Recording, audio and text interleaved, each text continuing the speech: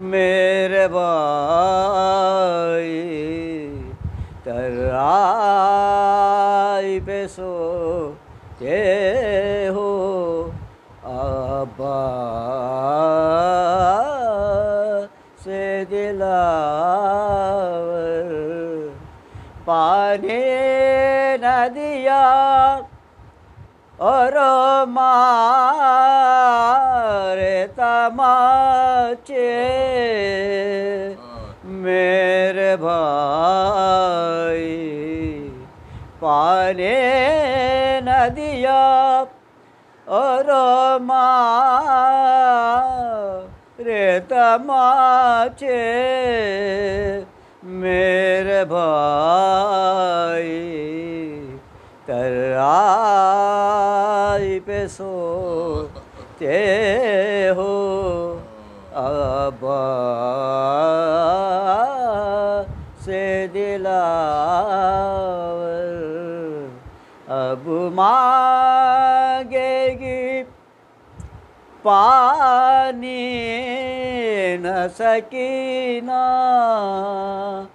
मेरे भाई अब मांगेगी न सकीना पानी मेरे भाई तराई पे सोते हो अब्बा से दिलावर दरबार में यजीद के खुले सर जाते हूँ भाई दरबार में यजीद के खुले सर जाते हूँ भाई तराई पे सोते हो अब्बा से दिलावर अब कौन करेगा ना के पे सवार मेरे भाई अब कौन करेगा ना के पेशवार मेरे भाई तराई पे सोते हो अब्बा से दिलावर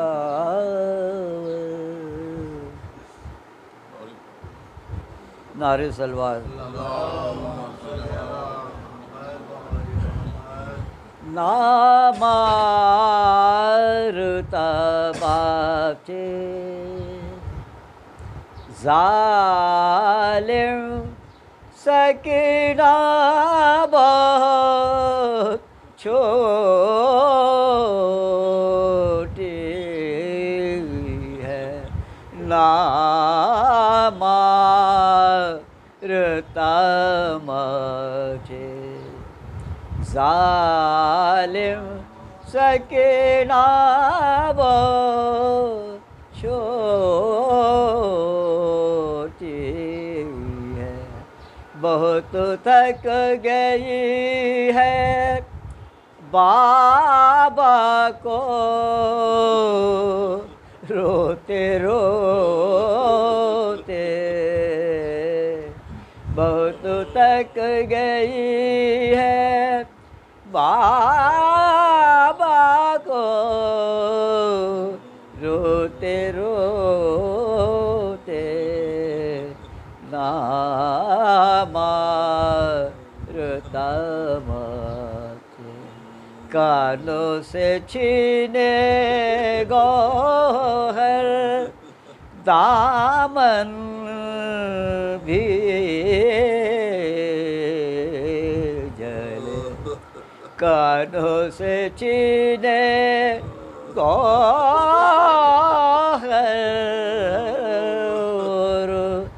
दामन भी जले नामारता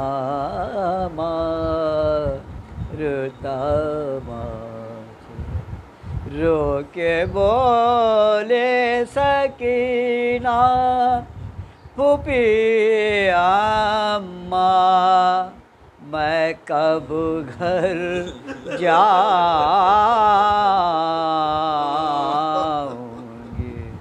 रोके बोले सकीना फूफी अम्मा मैं कब घर जाऊं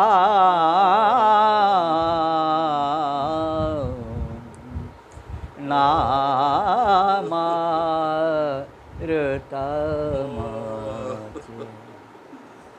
बाबा के सीने पे सोने वाले अब कैद खाने में सो रही है बाबा के सीने पे सोने वाले अब कैद खाने में सो रही है नामारता मचे जालिम सके ना बख्शोती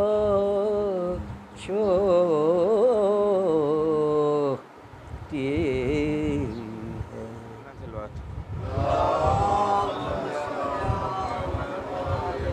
लौहे सादा पे बाल्फाज़े जली लिखा है लौहे सादा पे बाल्फाज़े जली लिखा है खादिमे ख़ास वली इब्ने वली लिखा है खादिमे ख़ास वली इब्ने वली लिखा है और रात को ख्वाब में देखा कि महल पर मेरे हाज़ा मिन फ़ज़ल हुसैन इब्ने अली लिखा है हाज़ा मिन फ़ज़ल हुसैन इब्ने अली लिखा है। एक नारे सलवात।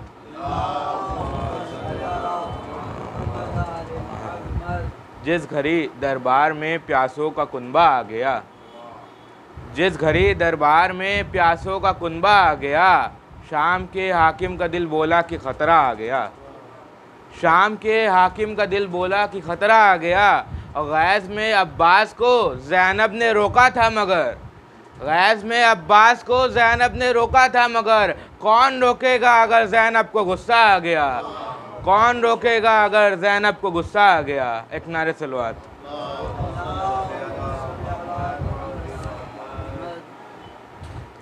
अब्बास से एहसास वफ़ा लेते हैं शब्बीर से जीने की दुआ लेते हैं अब्बास से एहसास वफ़ा लेते हैं शब्बीर से जीने की दुआ लेते हैं। और क्या हमको डराएगा ये ज़माना क़ायम क्या हमको डराएगा ज़माना क़ायम हम फ़ातिमा ज़हरा की दुआ लेते हैं हम फ़ातिमा ज़हरा की दुआ लेते हैं। एक नारे सलवात। शब्बीर हैं अकबर हैं अब्बास हैं असगर हैं शब्बीर हैं अकबर हैं अब्बास हैं असगर हैं ज़हरा के गुलिस्तां में बेमिसल गुलेतर हैं शब्बीर हैं अकबर हैं अब्बास हैं असगर हैं ज़हरा के गुलिस्तां में बेमिसल गुलेतर हैं। और तादाद बताइए शब्बीर के लश्कर की तादाद बताइए शब्बीर के लश्कर की इस वास्ते चादर में पेबंद 72 हैं इस वास्ते चादर में पेबंद 72 हैं। एक नारे सलवात। मोहम्मद वाले मोहम्मद। मैं अली का ग़ुलाम क्या करता मैं अली का ग़ुलाम क्या करता हाकिमों को सलाम क्या करता हाकिमों को सलाम क्या करता। और पाओ मिंबर पे दोष पे अलम पाओ मिंबर पे दोष पे अलम इससे ऊंचा मकाम क्या करता इससे ऊंचा मकाम क्या करता। एक नारे सलवात। अल्लाहुम्मा सल्ली अला मुहम्मद। आंसू की और जहरा से कीमत मांगते। हम भला आंसू की और जहरा से कीमत मांगते। हाँ अज़ा खाने नहीं होते तो जन्नत मांगते। हाँ अज़ा खाने नहीं होते तो जन्नत मांगते। और बाबे हैदर की फ़कीरी मांग ली अल्लाह से।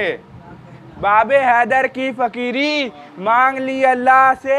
हम कोई नादान थे जो बादशाहत मांगते। हम कोई नादान थे जो बादशाहत मांगते। और एक फ़िदक क्या 100 फ़िदक कुर्बान कर देती बतूल। और एक फ़िदक क्या 100 फ़िदक कुर्बान कर देती बतूल। गर सलीके से गुनाहगाराने उम्मत मांगते। गर सलीके से गुनाहगाराने उम्मत मांगते। और इंतज़ारे हुर की खातिर था ये सारा एहतमाम। इंतज़ारे हुर की खातिर था ये सारा एहतमाम। वरना मोहलत देने वाले क्यों ये मोहलत मांगते। वरना मोहलत देने वाले क्यों ये मोहलत मांगते। एक नारे सलवात। हालात बदलने का असर देख रहा था। हालात बदलने का असर देख रहा था मौजिज़ा जिस सिमत उधर देख रहा था मौजिज़ा जिस सिमत उधर देख रहा था। और नेज़े की बुलंदी पे थी कुरान की तिलावत। नेज़े की बुलंदी पे थी कुरान की तिलावत। कुरान भी शब्बीर का सर देख रहा था। कुरान भी शब्बीर का सर देख रहा था। एक नारे सलवात। गाजी की शुजाअत का ये उन्वान भी होगा। गाजी की शुजाअत का ये उन्वान भी होगा। मशकीज़े में दरिया है तो तूफ़ान भी होगा। मशकीज़े में दरिया है तो तूफ़ान भी होगा। अब्बास के परचम की तरफ गौर से देखो। अब्बास के परचम की तरफ गौर से देखो। पंजा है तो बैत का गिरहबान भी होगा। पंजा है तो बैत का गिरहबान भी होगा।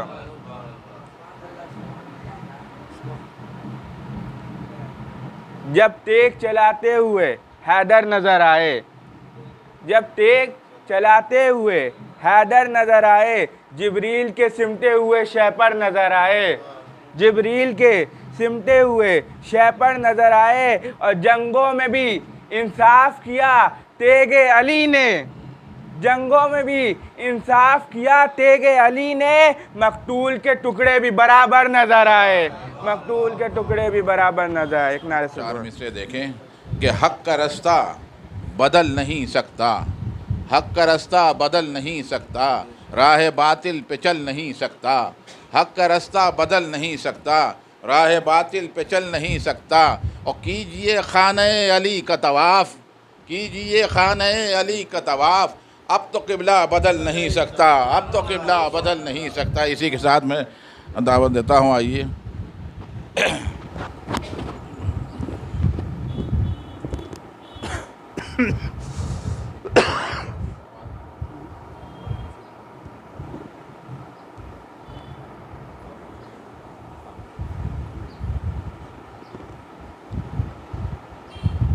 फातिहा।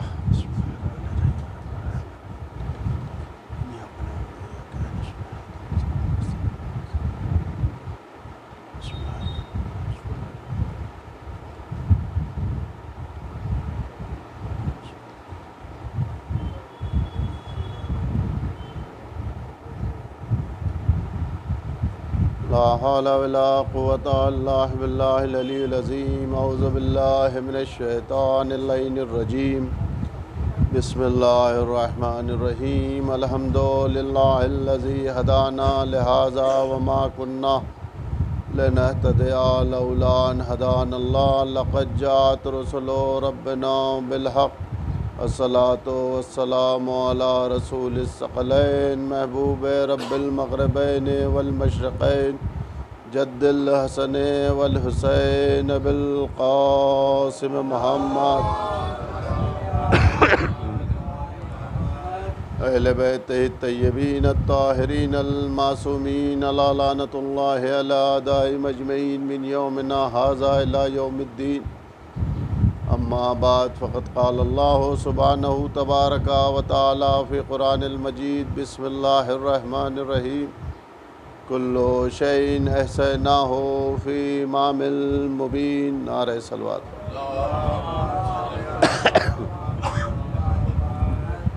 इरशाद रब्बुल इज़्ज़त हो रहा है कि हमने हर शय का एहसा इमाम मुबीन में कर दिया, यानी अल्लाह ने अपने बाद इस कारखाने कुदरत का जिसे ज़िम्मेदार करार दिया है वो मनसब इमामत है, और उन्हीं के हुक्म से ये कायनात रवां और दवां है। और ये वो जलीलुल क़द्र मनसब है कि जिसकी इत्तिबा किए हुए बग़ैर कोई भी मखलूक़ मंजिल कामयाबी तक के नहीं पहुँच सकती। और न कि ये कि सिर्फ़ हम और आप, बल्कि जनाब रसालत माब सल्लल्लाहु अलैहि वसल्लम इरशाद फरमा रहे हैं कि अली तुमने आदम से लेके ईसा तक की मदद पर्दे गैब में रह के की और हमारी मदद ज़ाहिर हो के की। तो ये कौल रसूल हमें इस तरफ मुतवज्जे कर रहा है कि जब जनाब आदम से लेके ख़त्मी मर्तबत तक बग़ैर मदद इमामत के मंजिल कामयाबी तक न पहुँचे तो ये अदना सा मुसलमान मंजिल कामयाबी तक के कहाँ पहुँच सकता है। लिहाजा इमामत से वाबस्ता हुए बग़ैर, दर अली के ऊपर सजदा किए बग़ैर कोई भी मंजिल कामयाबी नहीं हासिल कर सकता। और जिसने भी जिस ज़माने में भी दर अली पे सजदा कर लिया तो उसे कायनात की बुलंदियाँ मिलती हुई नज़र आईं। और यही वजह है कि आज नहीं बल्कि रोज़ अज़ल से लेके और रोज़ क़यामत तक के अल्लाह का ये इरादा है कि जो भी विलायत और इमामत से वाबस्ता होता जाएगा उसे सरबुलंद कर दिया जाएगा, और जो भी इससे इन्हिराफ करेगा, गुरेज करेगा, वो ज़लील और ख़ार होता हुआ इस दुनिया में भी और आखिरत में भी अल्लाह की तरफ से। अब ये विलायत अमीरुल मोमिनीन अली इब्न अबी तालिब अलैहिस्सलातु वस्सलाम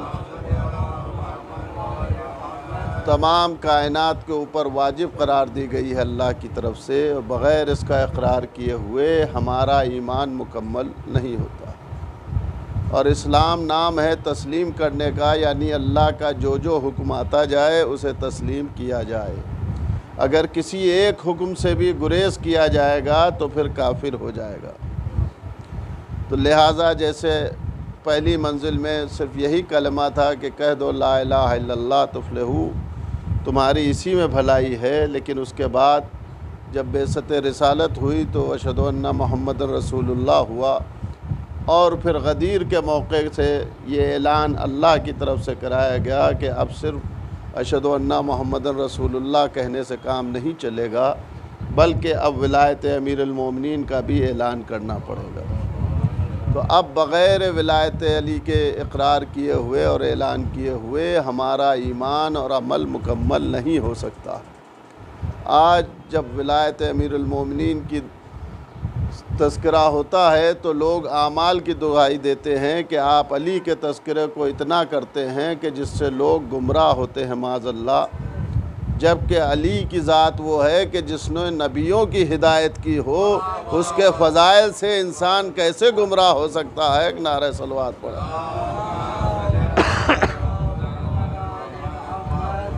तो अली के फ़ज़ाइल कभी भी इंसान को गुमराह नहीं कर सकते, और ख़ुद रसूल खुदा सल्लल्लाहु अलैहि वसल्लम ने फ़ज़ाइल मौलाए कायनात बयान करते हुए इरशाद फरमाया कि अली मैं चाहता था कि आज तुम्हारी फ़जीलत और बयान करूं, लेकिन मुझे ख़तरा महसूस होता है कहीं ये लोग गुमराह ना हो जाएं। यानी रसूल ने उतनी ही फ़जीलतें बयान की जिससे गुमराही का इम्कान नहीं है। तो अब जितनी भी हदीसें वजूद फ़ज़ाइल मौलाए कायनात में हैं उस पर मोहर रिसालत है कि इससे इंसान गुमराह नहीं हो सकता है। अब गुमराही क्या है? इस गुमराही नहीं है, बल्कि एक वो मंजिल है कि जब सिफ़ात खुदावंद आलम मौलाए कायनात से ज़ाहिर हुए तो लोग ये कहने पर मजबूर हुए कि आया क्या यही खुदा हैं। लेकिन अब वहदानियत जो आज हमारे और आपके दरमियान कायम है वो सिर्फ़ मौलाए कायनात के अमल की वजह से कायम है। वरना कोई भी मुसलमान इस बात पे बाकी नहीं रह सकता कि बग़ैर अली को खुदा माने हुए, क्योंकि उसका यकीन कुरान के ऊपर है और कुरान में जनाब इब्राहीम दलील दे रहे हैं कि अगर तू खुदा है तो मगरिब से सूरज निकाल के दिखा। तो अब कुरान पढ़ने वालों पे लाजिम और वाजिब है कि जो भी मगरिब से सूरज निकाल दे उसे खुदा माने, वरना मुसलमान नहीं रह सकते। और अब कौन सी ऐसी अमल है कि जिसकी वजह से खुदा खुदा रहा? तो अली ने सूरज पलटाने के बाद उसका सजदा करके बताया कि देखो मैं खुदा नहीं हूँ, बल्कि मैं इतनी कुदरत रखने के बावजूद जिसके सामने सजदा रेज हो रहा हूँ वो तुम्हारा खुदा है। एक नारे सलवात पढ़ा।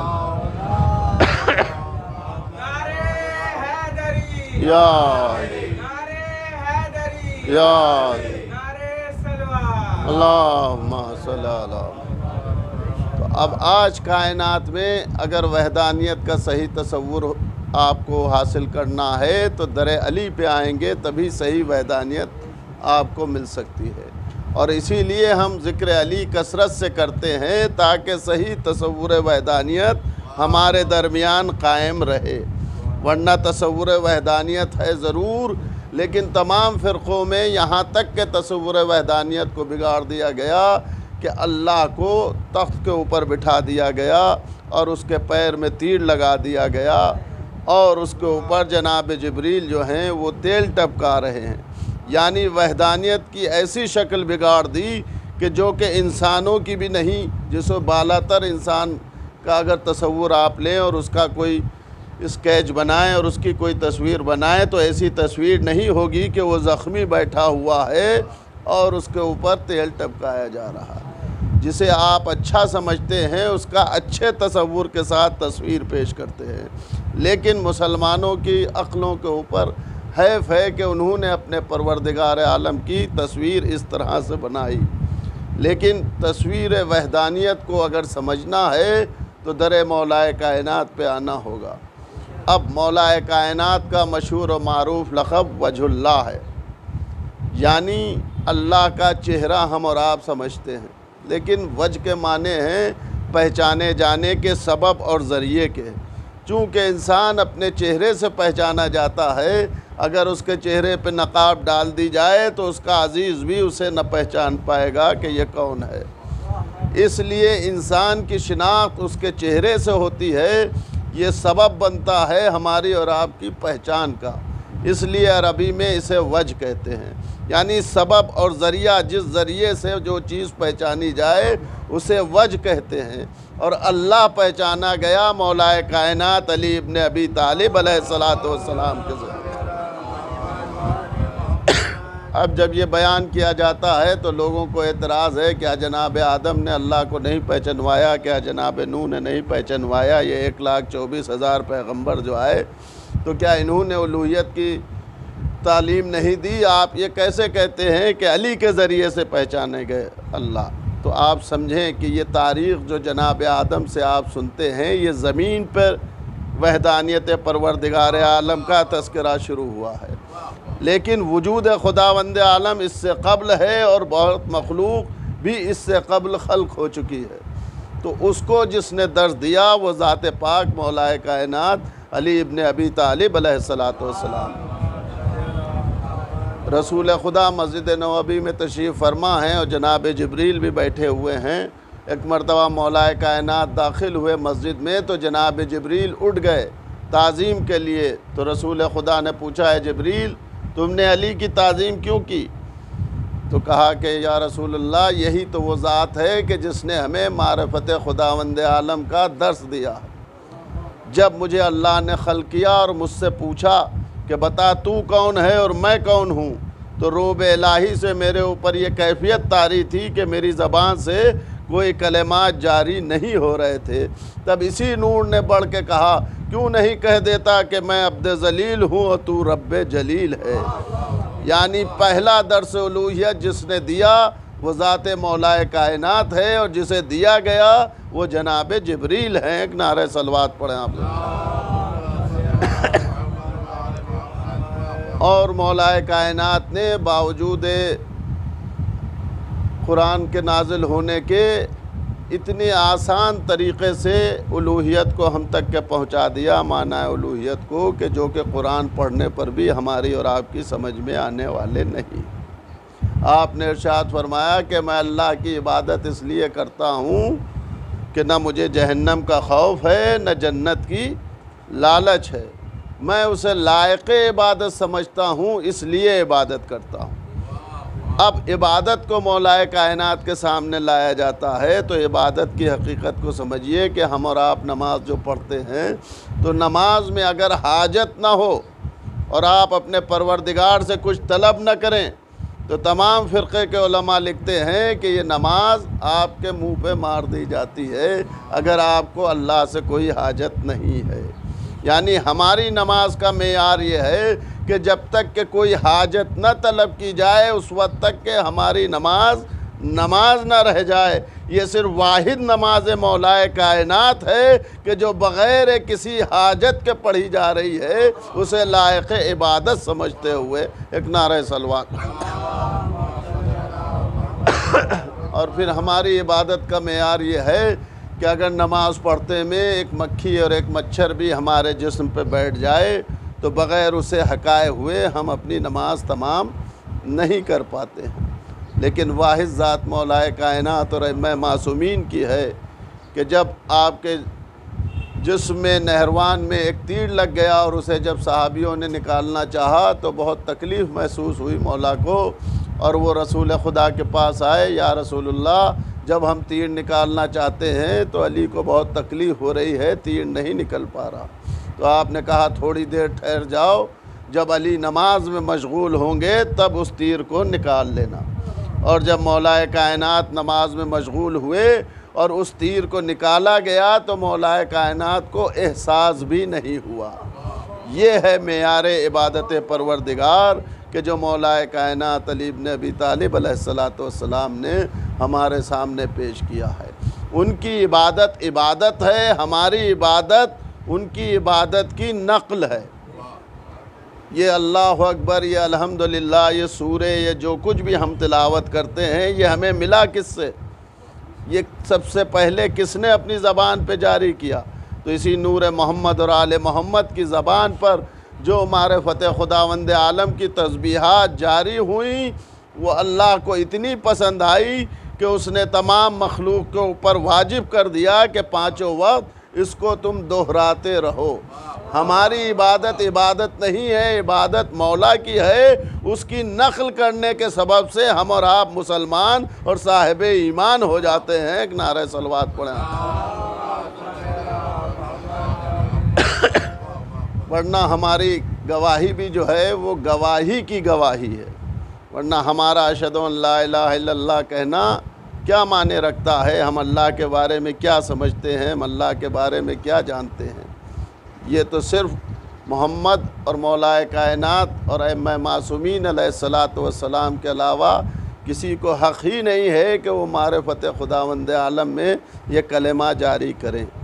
और उन्हीं के ज़बान का जारी किया हुआ कलेमा हमें और आपको मुसलमान करार दे देता।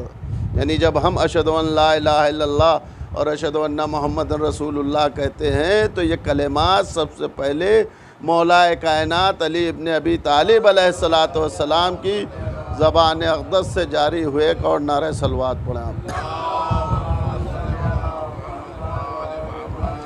कि जब दावत ज़ुल अशीरा में रसूल खुदा ने कहा कि जो कोई भी अल्लाह की वहदानियत का ऐलान करेगा और हमारी रिसालत की तस्दीक करेगा वो हमारा वसी और जानशीन होगा। और 3 मरतबा मौलाए कायनात ने बुलंद होकर इरशाद फरमाया कि अशहदु अन ला इलाहा इल्लल्लाह अशहदु अन्ना मुहम्मदन रसूलुल्लाह।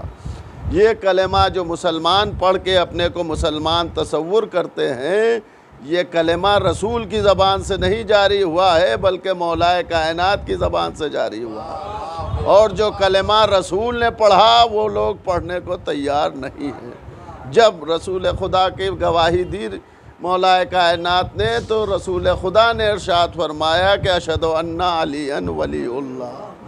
तो अगर मुसलमान खाली रिसालत माब को मानते हैं तो उन्हें सिर्फ एक ही कलमा पढ़ना चाहिए, अशहदु अन्ना अलियन वलीउल्लाह। बल्कि हम ही असल मुसलमान हैं कि हम रसूलुल्लाह का पढ़ा हुआ भी कलमा पढ़ते हैं और मौलाए कायनात का पढ़ा हुआ भी कलमा पढ़ते हैं। जो लोग कलमा छोड़ते हैं उनसे ख़ुद ब खुद अपने आप रिसालत भी दूर हो जाती है। और इसकी मिसाल ये है कि जैसे अल्लाह ने हमारे लिए मगरिब की 3 रकत नमाज़ें वाजिब की हैं और हम कहें कि हम 2 रकत पढ़ेंगे, तो हर फ़िरक़े का आलिम कहेगा कि साहब ये 2 रकत नमाज आपकी कबूल नहीं होगी। कहा क्यों? कहा कि 3 का हुक्म है। जब तक कि आप 3 रकत नहीं पढ़ेंगे उस वक्त तक के आपकी ये 2 रकतें भी कबूल नहीं होंगी। तो वैसे ही जैसे मगरिब की नमाज के लिए 3 रकतों का हुक्म है, वैसे ही कलमे भी गवाही का भी 3 का हुक्म है। जब तक के अलियन वलीउल्लाह न जारी होगा ज़बान से उस वक्त तक ना अशहदु अन्ना मुहम्मदुर रसूलुल्लाह कबूल होगा, ना अशहदु अन ला इलाहा इल्लल्लाह कबूल होगा। एक नारे सलवान।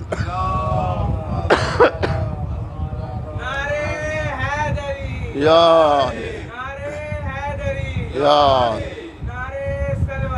अल्लाहुम्मा सल्ली अला मुहम्मद।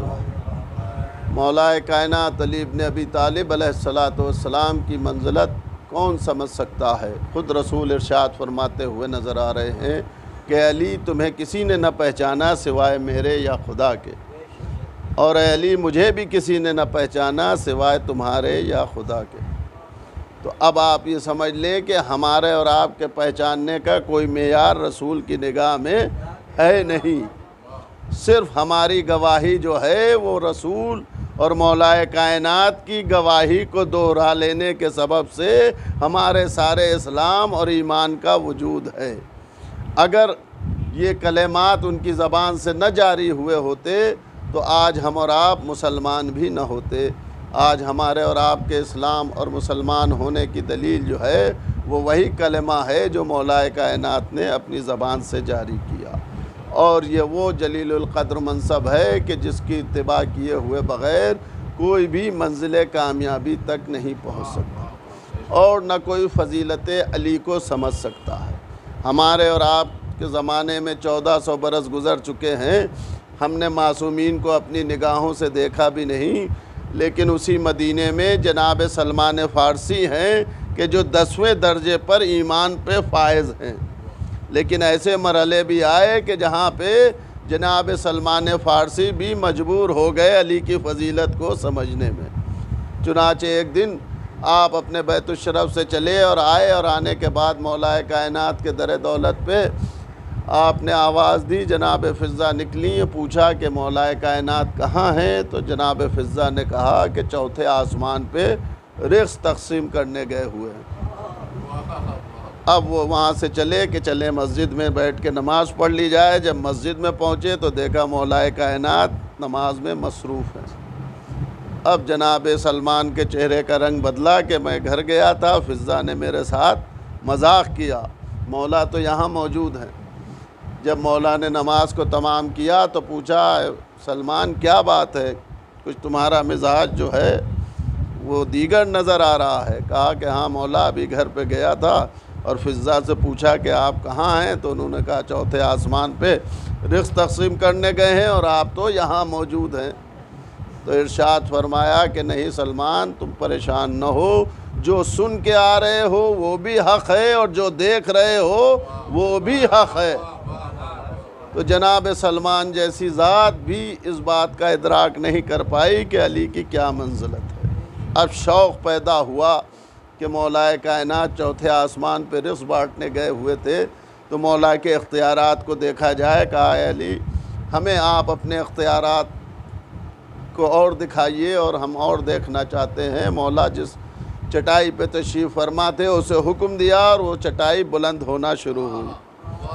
और जब वो 4थे आसमान पे पहुंची तो हर तरफ जिधर सलमान निगाह कर रहे हैं उधर मौलाए कायनात अली इब्न अबी तालिब अलैहिस्सलातु वस्सलाम नज़र आ रहे हैं। जनाब सलमान परेशान हो के कहते हैं या अली जल्दी वापस चलिए, कहीं मेरा भी वही बयान ना हो जाए जो नुसैरी का है। तो अली की फजीलतें हैं ऐसी कि सलमान जैसी ज़ात भी बर्दाश्त नहीं कर पा रही है। या अल्लाहुम्मा सल्ली अला। और जब ये फजीलतें बयान हुई तो हसद करने वालों के दिलों में हसद पैदा हुआ। और मौलाए कायनात का तरीक़ा भी ये था कि बाद नमाज सुबह आप मस्जिद में खड़े होकर सहन में ऐसे इशारा फरमाया करते थे। लोगों ने पूछा, मौला ये इशारा आप क्या फरमाते हैं? कहा कि मैं रिज़्क़ तक़सीम करता हूँ। तो लोगों को हैरत हुई और मौला मिंबर पे जाके ये भी कहते थे कि बताओ तुम में कोई भूखा तो नहीं सोया है? एक नारे सलवात।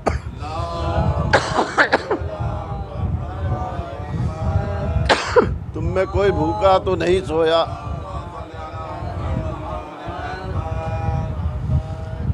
और जिन्हें हसद था उन्होंने मौलाए कायनात का इम्तिहान लेना चाहा और एक शीशी में चंद चींटियों को बंद किया। और दूसरे दिन मौलाए कायनात की बारगाह में मस्जिद में हाज़िर हुए। और जब मौला ने पूछा कि बताओ तुम में कोई रात में भूखा तो कोई नहीं सोया? तो उन लोगों ने कहा कि हाँ मौला, आपने सबको रिज़्क़ तक़सीम कर दिया। हाँ, मौला ने कहा कि हाँ बेशक हमने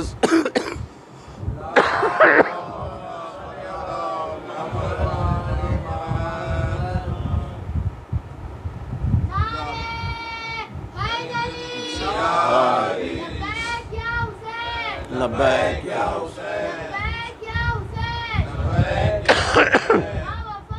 वफ़ा या अब्बास या अब्बास या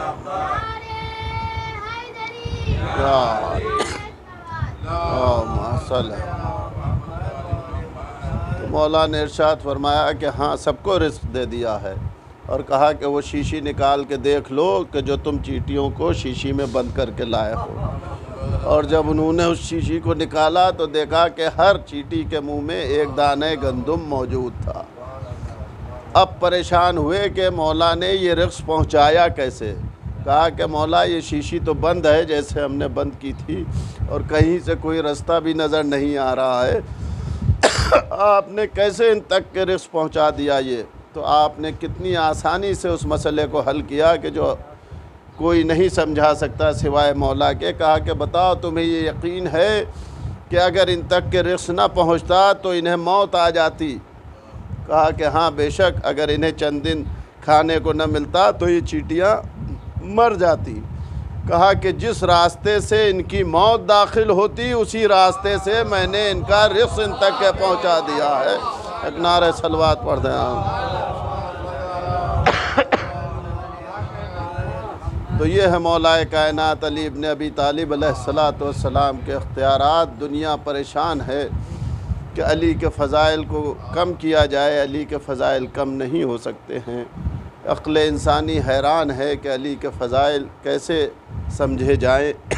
और ये अक़्ल इंसानी के बईद भी है क्योंकि अक़्ल का मेयार हर एक का अलग अलग है। और इसकी मिसाल देना आजकल बहुत आसान है। ये मोबाइल मौजूद हैं आपके सामने। जितनी जीबी का मोबाइल जिसके पास मौजूद है उतना ही उसके अंदर डाउनलोड हो सकता।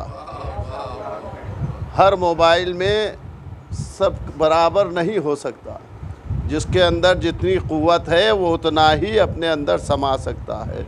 ऐसे ही अक़्ल इंसानी है कि जिसकी अक़्ल जितनी है उतना ही वो अली के फ़ज़ाइल को समझ सकता है। और हर एक की अक़्ल भी इतनी नहीं है कि अली के फ़ज़ाइल को समझा जा सके। अब जब मौलाए कायनात के फ़ज़ाइल बयान हुए तो लोगों ने फिर एक मौके के ऊपर ये चाहा कि माज़अल्लाह मौलाए कायनात की सुबकी की जाए। क्योंकि मौलाए कायनात के सिलसिले में जब लोगों ने सुना कि जिसने भी जब भी मदद के लिए बुलाया मौला वहाँ पे पहुँच गए, तो एक 40 लोगों ने मिल के मीटिंग की कि हम लोग बैक वक्त एक ही दिन दावत रखें मौला की, ताकि इस बात को देखा जा सके कि कैसे एक वक्त में सब जगह मौला पहुंच जाते हैं। और चुनाचे सब ने दावत ली और मौला ने सबकी दावत कबूल कर ली। और जब वो दिन आया, वक्त आया, तो सब ने देखा कि सब खियाँ मौलाए कायनात तशरीफ़ ले गए। अब जब सब सुबह इकट्ठा हुए और एक दूसरे से गुफ्तगू होने लगी कि बताओ तुम्हारे खियाँ आए थे, तो सब ने कहा हाँ हमारे खियाँ आए थे। दूसरे ने कहा नहीं हमारे खियाँ भी आए थे। जो लोग अली को झूठा साबित करना चाह रहे थे और मीटिंग की थी, वो ख़ुद एक दूसरे को झूठा कहते हुए नज़र आ रहे थे, क्योंकि हर आदमी यकीन के साथ कह रहा था कि नहीं मौला तो हमारे खियाँ थे, अली तो हमारे खियाँ दस्तरखान पे थे। ये मसला आखिर में रसूल खुदा के पास पहुँचा कि या रसूल खुदा ऐसा ऐसा मसला हम 40 लोगों के दरमियान में, और मौला जो है वो 40 जगह घर पे पहुँचे, सब दावेदार हैं, आप बताएं कि क्या हकीकत है। आपने इरशाद फरमाया कि अली तो मेरे क्या मेहमान थे। अब वो सब और परेशान हुए। अभी रसूल ने ये इरशाद फरमाया था कि जिब्रील नाजिल हुए कि रसूल इनसे कह दीजिए कि इस वक्त तो अली हमारे क्या मेहमान थे। लोग 40 जगह पे इम्तिहान लेना चाहते थे और उससे कसरत से मौलाए कायनात का वजूद साबित हो गया। अब सलमान फ़ारसी ने जब यह वाक़या देखा तो एक मरतबा रसूल खुदा से इरशाद फरमाया कि मौला ये क्या माजरा है, इसे आप समझाइए। तो रसूल खुदा ने कहा है सलमान जाओ फ़लाँ सहरा में और वहाँ पे जाओगे तो एक पत्थर मिलेगा और उस पत्थर को हटाना तो उसमें रास्ता मिलेगा और रास्ते पे जाना और जो कुछ देख के आना वो आके बयान करना हमसे। जनाब सलमान गए रसूल खुदा के बताए हुए निशान के ऊपर, उस पत्थर को हटाया और उस रास्ते के ऊपर गए तो देखा कि एक नूरानी मस्जिद है जिसमें 70,000 मेहराबें हैं और हर मेहराब में मौलाए कायनात अली इब्न अबी तालिब अलैहिस्सलातु वस्सलाम इबादत फरमा रहे हैं। एक नारे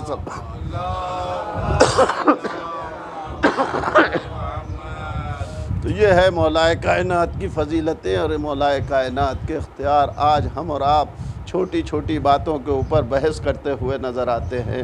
हमारी अक्ल इस लायक है ही नहीं कि हम मौला के फ़ज़ाइल को समझ सकें। बस हमारी फ़जीलत यही है कि हम अली के फ़ज़ाइल सुन के मुस्कुरा दें ताकि हमारी नस्ल मुस्तनद हो जाए कि हम पाक व पाकीज़ा नस्ल से है। एक नारे सलवात पढ़ा यार यार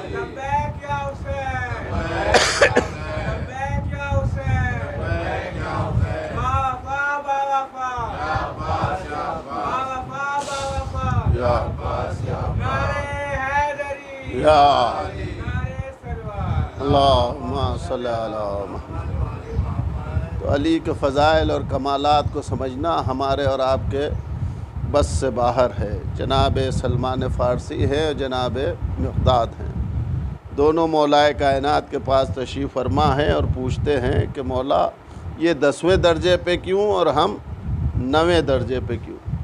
मौला ने कहा ठीक है, एक सवाल हम तुम लोगों से करते हैं, उसका जवाब दो तो तुम्हें ख़ुद ही समझ में आ जाएगा। मौला ने कहा कि ये तलवार है जनाब मिक़दाद से, ये उठाओ और हमारे ऊपर हमला करो।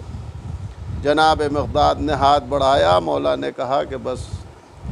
जनाब सलमान फ़ारसी से कहा कि तुम इस तलवार को उठाओ और मेरे ऊपर हमलावर हो। सलमान फ़ारसी ने हाथों को जोड़ लिया। कहा आका ये तसव्वुर भी करूं तो जल जाऊं कि आपके ऊपर हमले का तसव्वुर करूं। अब यहीं पर ये समझ लें कि हुक्म इमाम को समझने के लिए कितनी अक्ल चाहिए है। हम और आप अक्सर ऐसे मौक़ों पे कहते हैं कि मौला ने ये फ़रमाया है, लेकिन मौला के इरशाद को समझना भी हर एक के बस की बात नहीं है। अब हुक्म इमाम ये था, वो यही मंजिलत थी कि देखो तुम्हारे निगाह में हमारी मंजिलत क्या है। उन्होंने तो बज़ाहिर देखा कि इमाम हुक्म दे रहे हैं, तलवार उठा के आमादा हुए हुक्म इमाम पर अमल करने के लिए। लेकिन ये भी समझिए कि बाज़ वक़्त हुक्म दिया जाता है, लेकिन अक्ल और मोहब्बत का तकाज़ा क्या होता है कि उस हुक्म के ऊपर किस तरीक़े से अमल किया जाए। ये इदराक जनाब सलमान फ़ारसी को था तो वो 10वें दर्जे पर थे। यानी फ़जीलत मौलाए कायनात में और अज़मत मौलाए कायनात में ये तसव्वुर भी लाना कि उनके ख़िलाफ़ कोई अमल चाहे उन्हीं का हुक्म हो अंजाम दिया जाए। आज जो सवाल उठते हैं कि अहले बैत अलैहिमुस्सलाम के सिलसिले में आप ये कैसे अमल अंजाम देते हैं, तो मोहब्बत के अमल को समझिए कि मोहब्बत का अमल क्या होता है। एक मोहब्बत का है उसूल और एक शरीयत का उसूल है। शरीयत के उसूल अलग हैं और मोहब्बत के उसूल अलग हैं। इसीलिए अल्लामा ने ये शेर कहा कि आतिश नमरूद बेखौफ कतर कूद गया आतिश नमरूद में इश्क, अक्ल है महवे नज़ाराए लबे बाम भी। अब जनाब इब्राहीम को आग में फेंका जा रहा है और वो राज़ी हैं, तैयार हैं आग में कूदने के लिए। अक्ल क्या कहती है कि अपनी जान को महफूज कीजिए। अब इमामत कैसे मिली? इमामत के लिए अल्लाह ने उसूल बनाया कि जान माल और औलाद से इम्तिहान लिया जाएगा। जो इस मंजिल में कामयाब हो जाएगा उसे मनसब इमामत मिलेगा। जनाब इब्राहीम की औलाद की इम्तिहान बकरीद की शक्ल में आप मनाते हैं और आग में उन्हें फेंका गया, उनकी जान का इम्तिहान लिया गया। और माल के इम्तिहान की शक्ल में ये हुआ कि एक तस्बीह जनाब इब्राहीम पढ़ा करते थे, सुब्बूहुन खुद्दूसुन। और एक शख्स आता है जब वो भेड़े चरा रहे होते हैं और बेहतरीन आवाज़ में उस तस्बीह को वो पढ़ता है। जनाब इब्राहीम के दिल में कैफियत पैदा होती है और वो कहते हैं भाई ये तस्बीह मैं भी पढ़ता हूँ लेकिन तुमने बहुत अच्छे अंदाज से पढ़ी है, एक बार इसे और दोहरा दो। वो कहता है कि क्यों दोहरा दूँ, कुछ उजरत दो तब दोहराएंगे।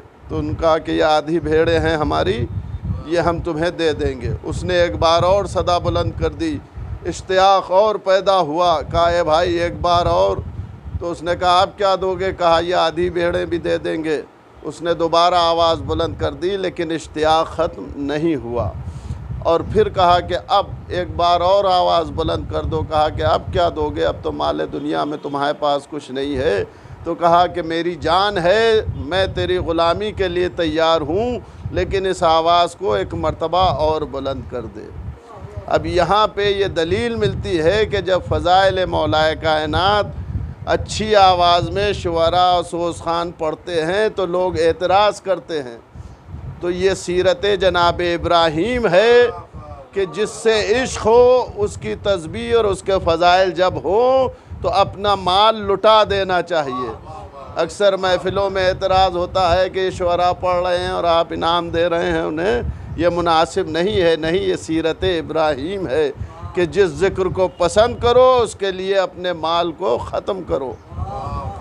और जो भी इस मंजिल में कामयाब हो जाता है उसे अल्लाह मर्तबा अता कर देता है। जनाब इब्राहीम ने जब ये अमल किया तो कहा कि चलो भाई मैं तुम्हारे साथ ग़ुलामी के लिए तैयार हूँ। तो उस आने वाले शख्स ने कहा कि इब्राहीम तुम इम्तिहान में पास हो गए, मैं जिब्रील हूँ, मुझे अल्लाह ने तुम्हारे इम्तिहान के लिए भेजा था और अब अल्लाह तुम्हें इंसानों का इमाम बनाने वाला है। यानी जो जान माल और औलाद क़ुरबान करने का जज्बा रखता है अल्लाह उसे इमामत अता करता है। दूसरों का माल ग़स्ब करने वाला कभी इमाम नहीं हो सकता। इमाम तो दूर की चीज़ है, हमारी मस्जिद का पेश इमाम नहीं हो सकता। एक नारे सलवात पे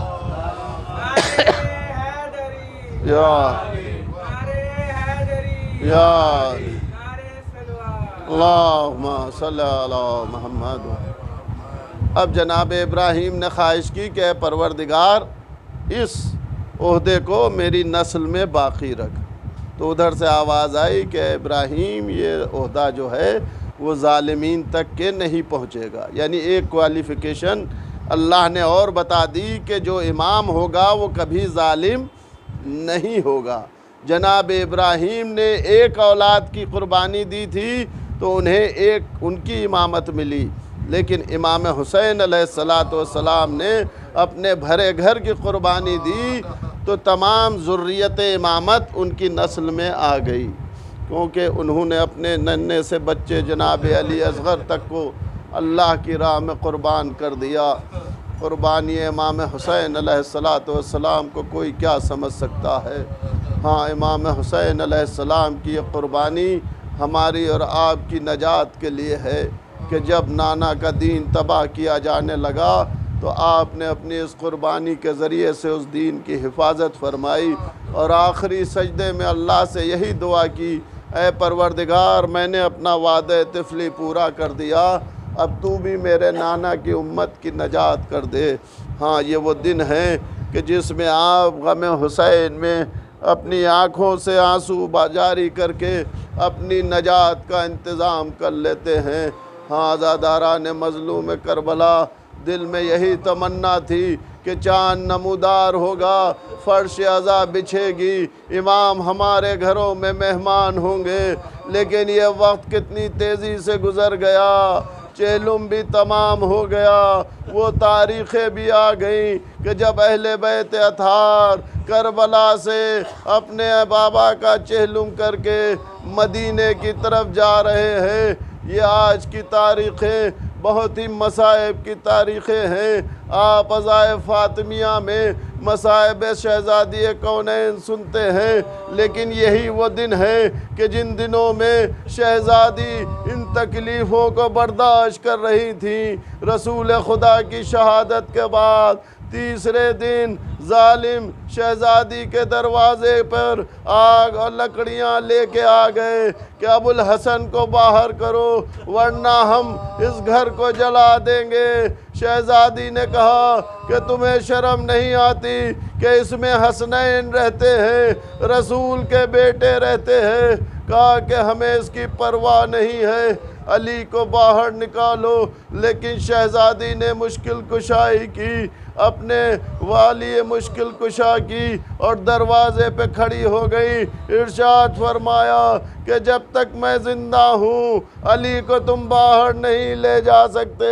हाँ, जालिमों ने एक मर्तबा दरवाज़े में आग लगा दी और दरवाज़े को इतनी ज़ोर से धक्का दिया कि शहज़ादी दरो दीवार में एक मर्तबा दरवाज़े की मेखें जो थी वो शहज़ादी के पहलू में पेवस्ता हो गई।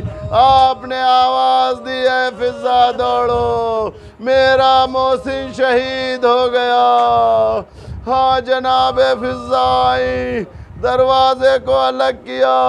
उस वक्त शहज़ादी ने मौला अली को नहीं पुकारा बल्कि आवाज़ दी, या मेहदी आओ। जानती थी कि मेरे जुल्म का बदला मेरा पोता आखिरी इमाम लेगा, इसलिए उन्हीं को पुकारा।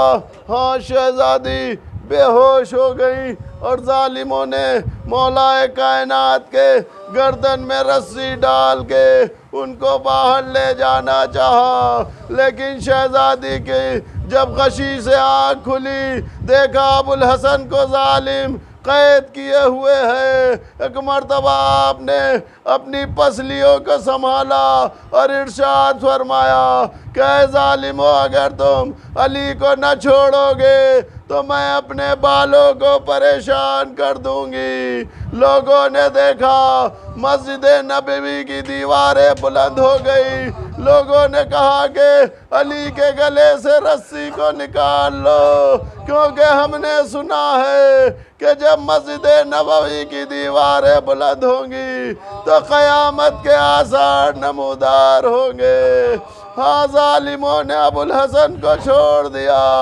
मैं कहूँगा ऐ शहज़ादी, आपकी दुआ से अली को तो आज़ादी मिल गई, लेकिन हाय बात शहादत हुसैन, ज़ैनब उम्मे कुलसूम है कि जिन्हें जालिम रस्सियों में बांध के कशा कशा ले जा रहे हैं। हाँ, ज़ादारान मज़लूम करबला जनाब ज़ैनब और उम्मे कुलसूम को जब रिहाई मिली तो इन्हीं तारीख़ों में जनाब सैयद सज्जाद के साथ सब मदीने पहुँचे। लेकिन जब मदीना पहुँचे तो जनाब ज़ैनुल आबदीन ने एक मंजिल ली और बशीर के गले में शाल अज़ा डाल के भेजा कि जाके मदीने में मुनादी कर दो कि मदीना अब रहने की जगह नहीं है, कि हुसैन शहीद कर दिए गए। मुनादिया के मदीने में सदा देता है, ऐ अहले मदीना, मदीना रहने की जगह नहीं रह गई, हुसैन शहीद कर दिए गए। ये मुनादी जब बनी हाशिम के घर में पहुंची, एक मर्तबा उम्मुल बनीन परेशान हो गई, फजल को लेके बाहर निकली, देखा एक शख्स है कि जो हाथ में अलम लिए हुए है। ये देख के जनाब उम्मुल बनीन ने फजल से कहा, जाके पूछो कि ये अलम इसे कैसे मिला, हुसैन क्यों शहीद हो गए, क्या मेरा अब्बास मौजूद न था, क्या अब्बास ने साथ न दिया। जनाब फजल पहुँचे और उससे कहा, ए भाई तुझे ये अलम कहाँ से मिला, कहा तुम कौन हो, कहा कि ये अलम हमारे बाबा लेके गए थे, ये अलम तुम्हारे हाथ में कैसे है। वो समझ गया कि ये अब्बास के फर्जंद है। कहा, है मेरे लाल, तुम्हारे बाबा को जालिमों ने करबला में शहीद कर दिया। जब तक के अब्बास जिंदा रहे किसी की हिम्मत न थी कि जो हुसैन की तरफ निगाह कर सके, लेकिन जब अब्बास शहीद हो गए तो जालिमों ने हुसैन पे नरगा किया और हुसैन को भी शहीद कर अल्लाह लानतुल्लाह अला क़ौमिज़ ज़ालिमीन शअलज़ीना मुनक़लिबून इन्ना लिल्लाहि व इन्ना इलैहि राजिऊन। बारला ज़हूर इमाम ज़मान अलैहिस्सलाम में ताजील फरमा ताकि जन्नतुल बक़ी की तामीर नौ हो और हम लोग आसानी के साथ वहाँ पे ज़ियारत के लिए जा सकें। बारला हम सबको ज़ियारत है मैं मासूमीन अलैहिस्सलाम से मुशर्रफ़ फरमा। बारला हम में जो बीमार उन्हें शिफा अता फरमा, जो मक़रूज़ हैं उनके कर्ज़ अदा हों, जो परेशान हाल हैं उनकी परेशानियों को दूर फरमा। बारला जो बे औलाद उन्हें औलाद इनायत फरमा, जो औलाद नरीना की ख्वाहिश रखते हैं उन्हें औलाद नरीना इनायत, जो बेरोज़गार उन्हें रोज़गार इनायत फरमा, जो साहिबान रोज़गार हैं उसमें खैर व बरकत इनायत फरमा, जो बच्चे इम्तिहानात में बैठे हैं उन्हें अच्छे नंबरों से कामयाबी इनायत फरमा। बारला ज़हूर इमाम में ताजील फरमा, उनके अंसार व अमान में हम सबको शुमार। मातम हुसैन।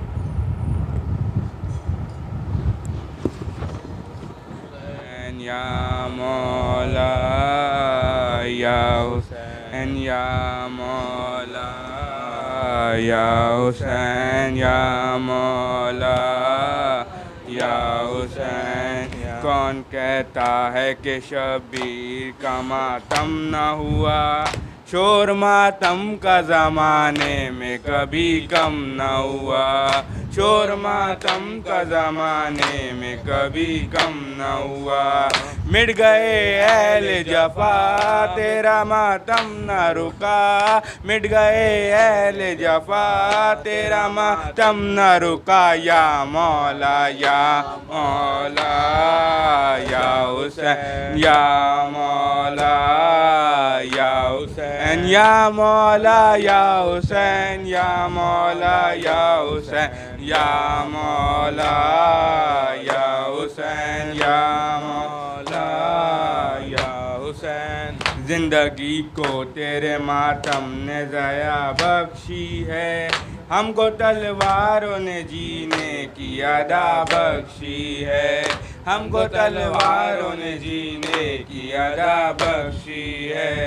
तेरे मातम का दिया सब पे तूफ़ान के जला, तेरे मातम का दिया सब पे तूफ़ान के जला। या मौला या मौला या हुसैन या मौला या हुसैन या मौला या हुसैन या मौला या हुसैन या मौला या हुसैन या मौला या हुसैन।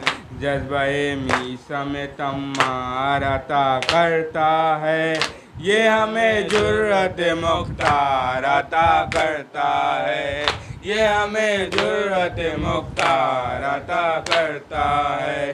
हमने शोलों पे किया तेरे मातम को बपा, हमने शोलों पे किया तेरे मातम को बपा। या मौला या मौला या हुसैन या मौला या हुसैन या मौला या हुसैन या मौला या हुसैन या मौला या हुसैन या मौला या हुसैन।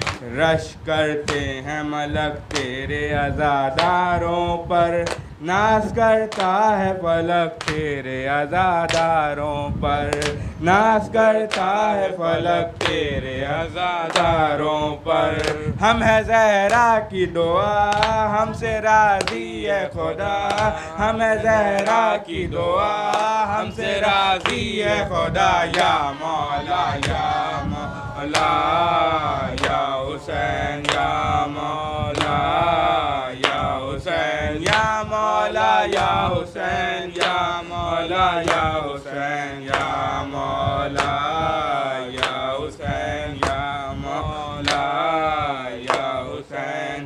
खसे जालिम की ये बुनियाद हिला देता है, बिदती फतवों की दीवार गिरा देता है, बिदती फतवों की दीवार गिरा देता है। जब भी बरपा ये हुआ फैली खुशबू वफा, जब भी बरपा ये हुआ फैली खुशबू वफा। या मौला या मौला या हुसैन या मौला या हुसैन या मौला या हुसैन या मौला या हुसैन हुसैन। अस्सलामु अलैका या अबा अब्दुल्लाह, अस्सलामु अलैका इब्न रसूलिल्लाह, अस्सलामु अलैका अलल हुसैन व अला अली इब्नुल हुसैन व अला औलादिल हुसैन व अला असहाबिल हुसैन, खुसूसन मौलाए अबुल फज़ल अब्बास व हबीब इब्न मज़ाहिर व हुर्र शहीद रियाई व जमी नसीरान दश्त करबला व रहमतुल्लाहि व बरकातुहू। अस्सलामु अलैका या गरीबल ग़ुरबा, अस्सलामु अलैका या मुइनज़ ज़ुफ़ाए वल फ़ुक़रा, अस्सलामु अलैका या शम्स अश-शमूस, अस्सलामु अलैका अय्युहल मदफ़ून बिअर्ज़ तूस, अस्सलामु अलैका मुग़श्शियत ज़व्वार फ़ी यौमिल जज़ा, अस्सलामु अलैका सुल्तान अल अरब वल अजम, अस्सलामु अलैका अबुल हसन अली इब्न मूसा रिज़ा व रहमतुल्लाहि व बरकातुहू। अस्सलामु अलैका या साहिब ज़मान अल अमान अल अमान अल अमान, अस्सलामु अलैका खलीफ़तुर रहमान, अस्सलामु अलैका इमाम अल इंस वल जान, अज्जलल्लाहु ताला फ़रजक व सल्लल्लाहु ताला मख़रजक व ज़हूरक व रहमतुल्लाहि व बरकातुहू। अल्लाहुम्मा सल्लि अला नारे हैदरी।